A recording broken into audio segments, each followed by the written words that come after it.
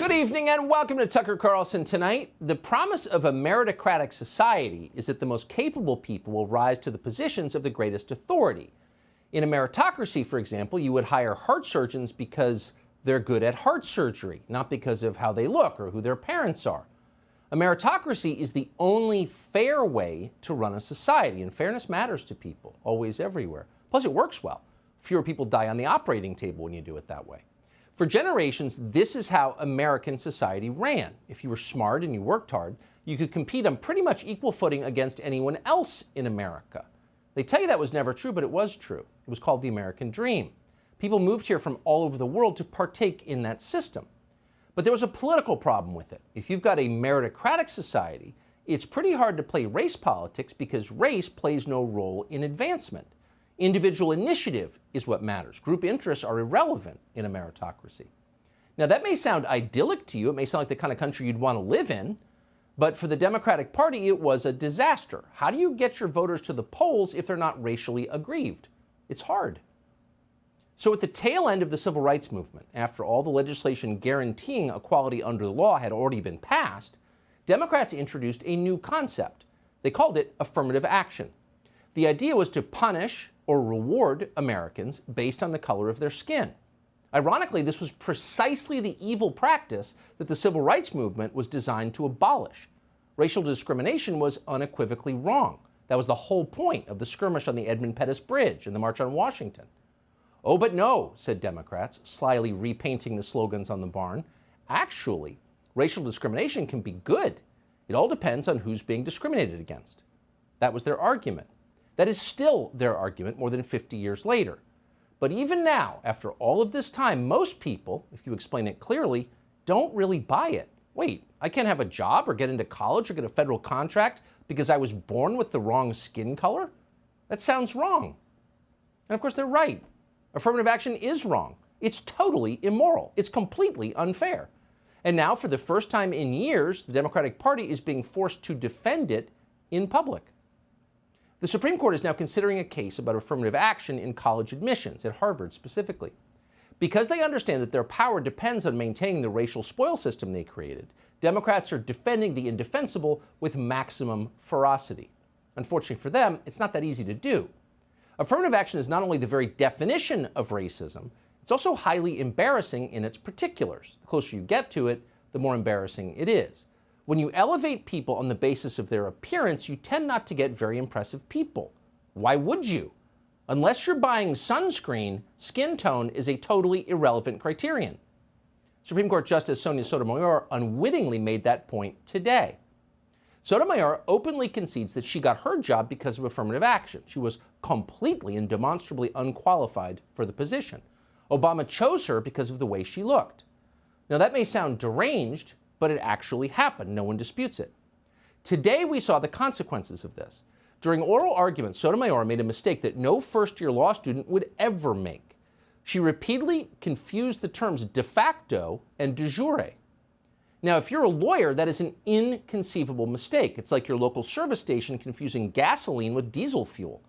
It doesn't happen because the terms have entirely different meanings. De facto means something that's not in the law but happens anyway. De jure means something that is happening that is sanctioned by the law. See the distinction? Of course you do. And you're not even a Supreme Court justice. But Sonia Sotomayor doesn't see it. Watch. So even if we have de jure discrimination now or segregation now, Congress can't look at that? Because we certainly have de jure segregation. The races are treated very differently in our society in terms of their access to opportunity. We have racial segregation under the law in America? That's what Justice Sonia Sotomayor just said. Why is this woman wearing a robe? Even after Justice Alito corrected her, Sotomayor kept saying it. There's de jure segregation, or she said de jure segregation in 2022. Jim Crow is still on the books. Okay. This is the society that affirmative action has created. Sonia Sotomayor doesn't know what de jure means. Ketanji Brown Jackson can't define what a woman is. It's hard to imagine a more damning case against affirmative action than its results. And it's always going to be that way because the color of your skin is irrelevant. And if we don't believe that, then everything falls apart. So as the arguments went on, the case against affirmative action somehow got stronger. Watch this exchange between Brett Kavanaugh and a state solicitor general. How are applicants from Middle Eastern countries classified, from Jordan, Iraq, Iran, Egypt, and the like? My understanding is that just like other situations where they might not fit within the particular boxes on the common application, that we rely on self-reporting, and we would ask, they can volunteer their particular country of origin. But if they honestly check one of the boxes, which one are they supposed to check? I do not know the answer to that question. So just to remind you, something you already know but probably never think about, the US government collects data on people's races. Now, in a society where we're all equal as citizens under the law, why would they do that? That's what the Nazis did. So we're against keeping track of people on the basis of race, aren't we? And with so much at stake, how do we determine someone's race? How long before we're taking blood tests or measuring the shape of people's heads? It's been done before. It happens in other countries to this day. It's really dark and disgusting. So the question in that exchange was, what box do the Middle Easterners check? Oh, no idea. But of course, everyone knows the answer. If you want to get into a competitive school, the best bet for those Middle Easterners would be to identify as black. And studies prove it. According to a 2009 study by Princeton sociologist Tom Espenshade, selective schools currently boost black applicants to the point that whites are penalized 310 points on the SAT for being white. Asians are penalized 450 points for being Asian. Talk about systemic racism. How is that allowed in this country? Well, good question. And if anything, this systemic racism, and that's exactly what it is, it's racism at the systemic level, has intensified over the past decade, in case you haven't noticed. In 2020, a trial court found that at Harvard, skin color was determinative in admissions for more than half of all admitted African American applicants and roughly 1/3 of Hispanic applicants. How patronizing, by the way, to them. Look at this chart. It shows the average SAT score for admitted students by race at Harvard from 2000 to 2017. It's almost unbelievable how different the standards are. And this is happening, of course, not simply at Harvard and not simply at other schools, but all over the entire society.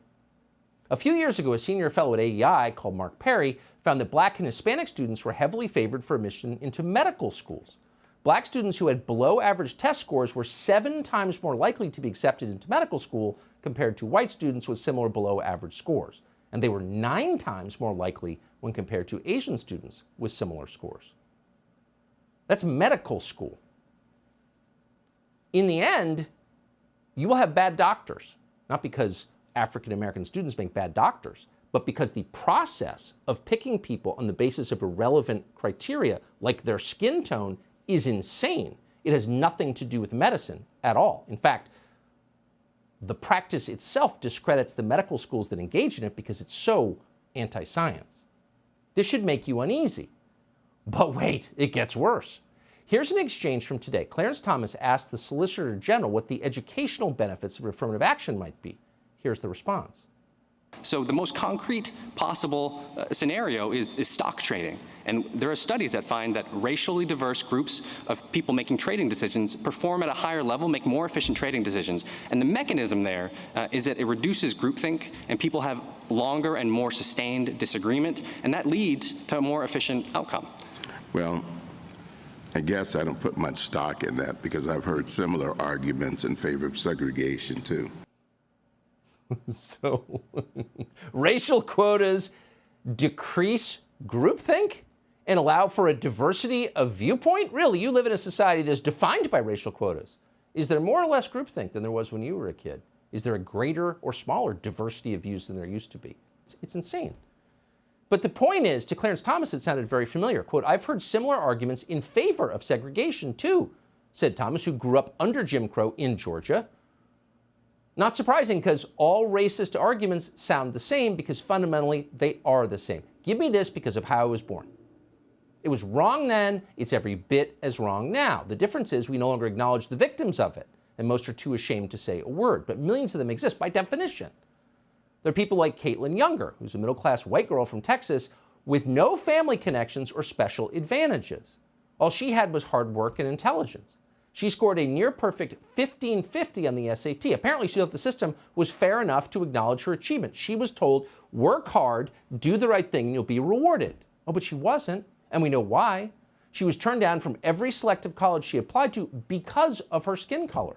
How do you feel about that? How do liberals feel about that? Does anyone really want to live in a country like that? Well, if you do, Kristen Clark does. Clark runs the so-called Civil Rights Division at DOJ. Clark didn't get the job because she cares about civil rights. No, she was hired because she opposes civil rights. And she has her entire public life. In 2020, she's also imbalanced, Clark declared publicly that her political opponent should be killed. In response to a video of people chanting, "Fire Fauci," here's what she wrote. We're quoting. Head of the Civil Rights Division. "These people should be publicly identified and named, barred from treatment at any public hospital if and when they fall ill, and denied coverage under their insurance." Oh, just genocide them.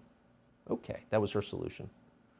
So affirmative action allows lunatics with violent fantasies like Kristen Clark to ascend to power, and they can do that because as they become more powerful, they continue to claim that they are victims.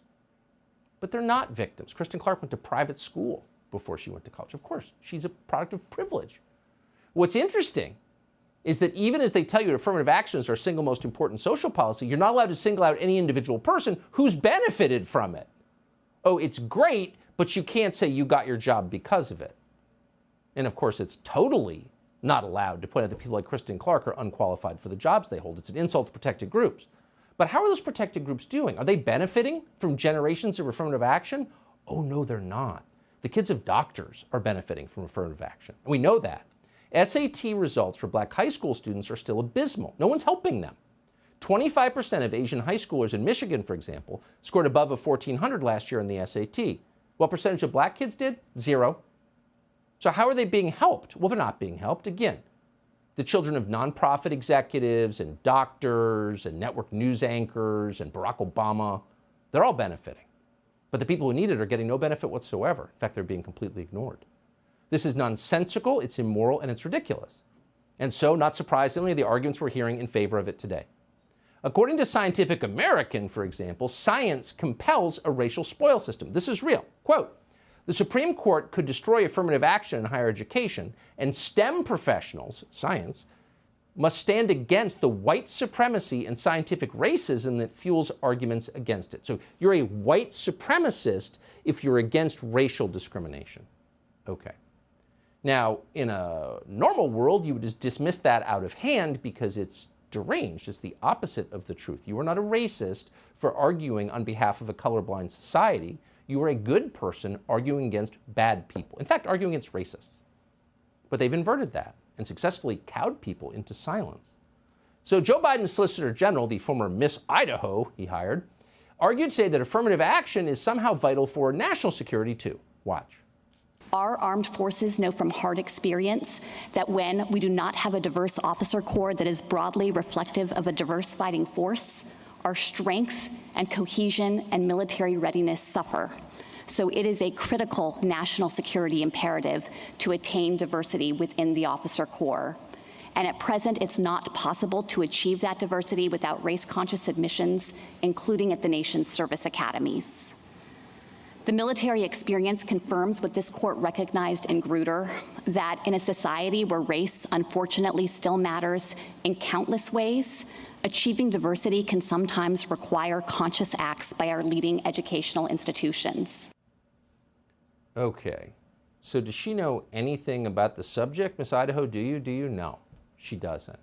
The U.S. military was the single most impressive institution in American life for generations precisely because it was meritocratic, because people advanced on the basis of individual effort and not on the basis of group interest. It has been completely corrupted in the most recent generation, and that corruption has accelerated under Joe Biden. And the result of that, well, the Army is now dramatically short of its recruitment goal because nobody, no normal person of any color wants to join a rigged system. That's the truth. They've wrecked the military with this mind poison, which is evil.